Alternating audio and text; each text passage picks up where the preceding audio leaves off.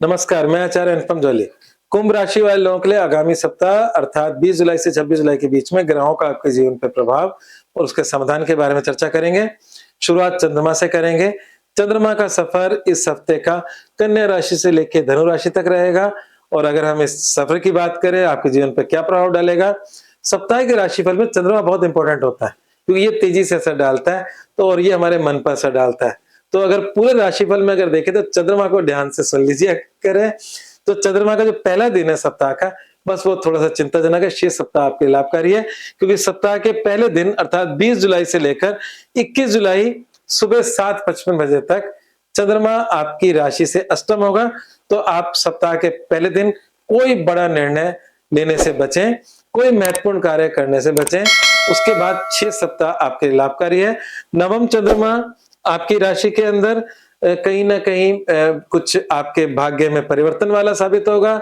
10वां चंद्रमा जो उसके बाद आएगा वो आपके कार्य क्षेत्र में उन्नतिदायक होगा और वो जो 10वां चंद्रमा कार्य क्षेत्र में उन्नतिदायक होगा उसके बारे में थोड़ी सी चर्चा कर लेते हैं क्योंकि आपके 10वीं राशि को मंगल भी देख रहे हैं और मंगल देख रहे हैं और क्यों मंगल के देखने की वजह से मंगल उनकी स्वयं की राशि है 10वीं राशि।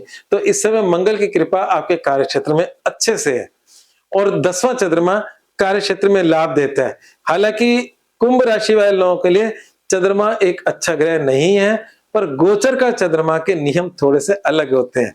तो गोचर में 10वां चंद्रमा आपके कार्य क्षेत्र में आ रही समस्याओं का निदान करता है। जन्म पत्रिका में ये चंद्रमा होता तो शायद उसके कुछ कष्ट हो सकते थे पर अभी तो मुझे उसमें कोई बुराई नजर नहीं आ रही।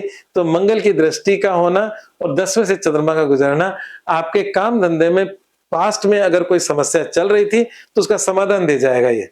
और अगर आपके शत्रुओं के द्वारा भी उसमें कुछ बाधित किया गया आपके काम को तो उसका रास्ता भी वो निकाल देगा क्योंकि शत्रु खुद ही निकालेंगे।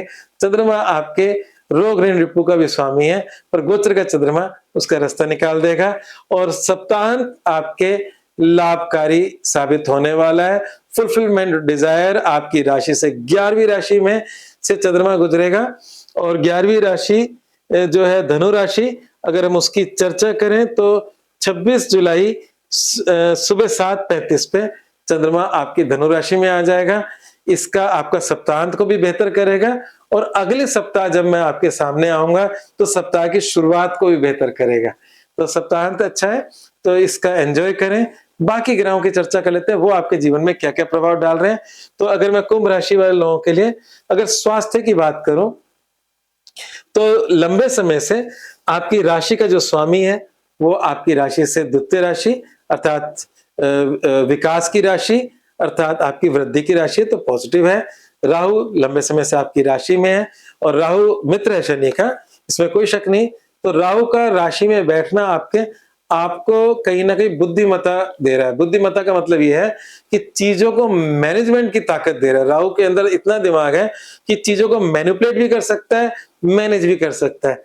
तो इस समय आप विशेष मतलब बुद्धि के व्यक्ति हैं जो अपने घर परिवार बिजनेस नौकरी इसमें जो आपके जो निर्णय हैं वो आपको कहीं ना कहीं ताकत दे रहे हैं।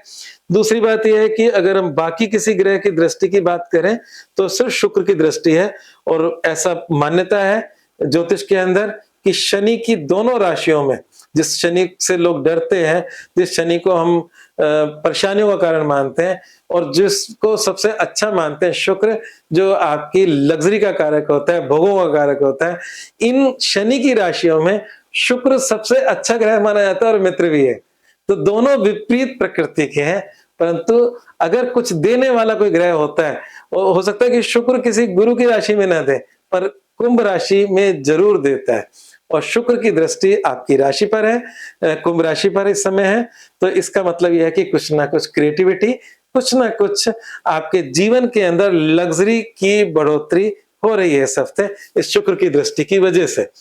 और अगर हम देखें तो जीवन के दूसरे पहलुओं की पर चर्चा करें तो यहाँ पर संतान, शिक्षा और शेयर मार्केट इनकी बात करें तो बुध इसी घर में बैठा है पंचम में जो संतुष्ट है, वक्री है। तो अगर आप कुछ करना चाहते हैं तो मेरे ज्योतिष के अनुसार तो ये वक्री बुध भी अच्छा है पर फिर भी अगर आप कोई रिस्क नहीं लेना चाहते तो 24 जुलाई से मार्गी हो जाएंगे। इस बीच आप शेयर मार्केट से संबंधित कार्यों के लिए लाभकारी है और जहां तक संतान संबंधी बातों के लिए भी लाभकारी है और शिक्षा संबंधी बातों के लिए लाभकारी है। बुध इस समय बहुत ही अच्छी पोजीशनिंग में है आपके मतलब राशि से, तो उसका लाभ उठाएं। और साथ ही साथ अगर हम बात करें तो यहाँ बिगाड़ क्या हो रहा है, तो बिगाड़ भी हो रहा है क्योंकि हर चीज अच्छी नहीं हो सकती। तो यहाँ पर वैवाहिक जीवन का लॉर्ड सूर्य छठे में बैठा है और वैवाहिक जीवन के अंदर केतु बैठा है, हालांकि शुक्र के साथ बैठा है और अपने शुक्र की शत्रु राशि है वो। तो कुल मिलाकर बात यह है कि सारा कॉम्बिनेशन थोड़ा बहुत वैवाहिक जीवन के अंदर आप लोगों की पटरी में थोड़े बहुत डिस्टर्बेंसेस दे सकता है। उपाय करना जरूरी है, ठीक है। तो उपाय तो चलो बता देते हैं आपके लिए या अंत में बताते हैं, और भी कुछ पॉइंट बचा हो तो देख लेते हैं। तो वैवाहिक जीवन और प्रेम में अगर बात करें तो प्रेम संबंधी चीजें बेहतर है, जो हम रिलेशनशिप की बात करते हैं, और वैवाहिक जीवन में दिक्कतें हैं, उसी के उपाय से ही इस राशिफल को समाप्त करते हैं। सूर्य का उपाय जरूर करें और सूर्य के लिए राम रक्षा स्तोत्र का पाठ सबसे सर्वोपरि है और वो करना ही चाहिए, इसमें सोचने की बात ही नहीं है। उच्च के बृहस्पति हैं, सूर्य के साथ चने की दाल गाय को डालें, वो भी जरूर करें। और एक ऐसा उपाय मेरे मन में आ रहा है इस समय कुंभ राशि वाले लोगों के लिए, वो इतना कारगर साबित होगा कि आप सोच भी नहीं सकते। तो हालांकि हम सब अपने अपने इष्ट को याद करते हैं, हमारे सभी प्रकार के देवी देवता हमें आशीर्वाद देते हैं, पर शिव की उपासना कुंभ राशि वाले लोगों के लिए गेम चेंजर है। शिव इनके जीवन में स्थिरता लेकर आएंगे, हर प्रकार की समस्या का समाधान करेंगे।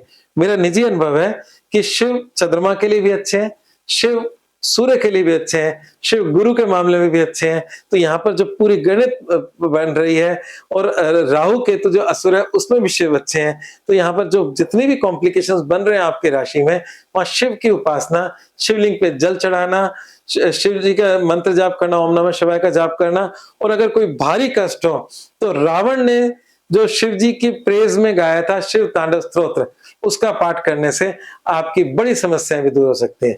और अगर आप नित्य एक शिव तांडव स्तोत्र का पाठ ही कर लें तो समस्या तो सबके जीवन में आती है, आपकी भी आएंगी, पर समाधान जरूर मिलेगा शिव तांडव स्तोत्र से। रावण ने भी शिव जी पे इतना प्रेम था कि उनको हिमालय समेत वो जाना नहीं चाहते थे, ले जाना चाह रहा था, तब शिव जी ने अपना अंगूठा उन पर रख दिया था और तब उन्होंने उनको खुश करने के लिए शिव तांडव स्तोत्र का पाठ किया था और उनसे उनका आशीर्वाद प्राप्त किया था। तो ये तो था आपका उपाय। साथ में मतलब चने की दाल का गाय को डालें बृहस्पतिवार को, ये मैं बता चुका हूँ। और इस समय एक चीज जो अच्छी आ रही है कार्य क्षेत्र में उन्नति, कार्य क्षेत्र में उन्नति मंगल और बृहस्पति की वजह से आ रही है। बृहस्पति और मंगल की संयुक्त दृष्टि आपकी नौकरी और कार्य क्षेत्र में जब ये दृष्टि होती है तो ऐसे में अगर आप नौकरी चेंज करना चाहते हो तो उसमें भी लाभ मिलती है। अगर आप अपनी नौकरी में पदोन्नति की इच्छा रख रहे हो या अपने एक प्रॉपर स्थान की इच्छा रख रहे हो तो उसमें प्रयास करोगे तो उसमें भी सफलता प्राप्त हो सकती है। तो नौकरी पेशा लोगों के लिए समय बहुत ही अच्छा है। तो बिजनेस वाले और नौकरी में अगर तराजू में तोलो तो ये हफ्ता किसके लिए ज्यादा अच्छा है, तो नौकरी वालों के लिए ज्यादा अच्छा है। बिजनेस वालों के लिए थोड़ी बहुत परेशानी का समय रह सकता है। तो ये था हमारा राशिफल।